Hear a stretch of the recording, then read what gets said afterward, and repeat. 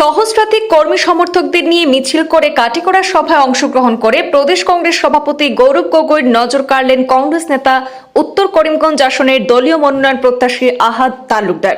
দীর্ঘ পথের মিছিল জুড়ে আহাদ তালুকদারের প্রার্থিত্বের পক্ষে স্লোগান তোলেন তার সমর্থকরা। অঘোষিতভাবে এই মিছিলের মধ্য দিয়েই উত্তর করিমগঞ্জের 26 রাজনৈতিক মহড়া শুরু করে দিয়েছেন বলে মনে করছেন রাজনৈতিক বিশেষজ্ঞ মহল।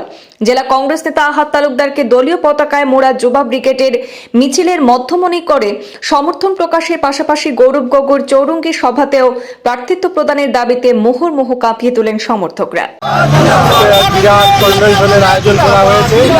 এই কনভেনশনে যোগদান করতে হাজার হাজার জনতা নিয়ে আমি কনভেনশনের উদ্দেশ্যে রওনা হয়েছি।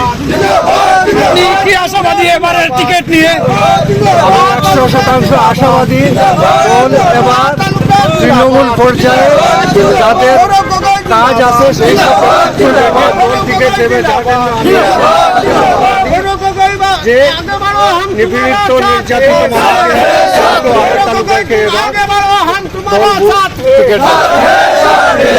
আচ্ছা, এবারে আপনি যদি টিকিট পান তাহলে আপনার কতটুকু বিজয়ের আশা আছে? 100% বিজয়ের আশা আছে, কারণ কংগ্রেস ডেভেলপমেন্টের স্বার্থে ভোট চাইবে। জাতি ধর্ম বর্ণ নির্বিশেষে সবাই কংগ্রেসকে ভোট দিবে।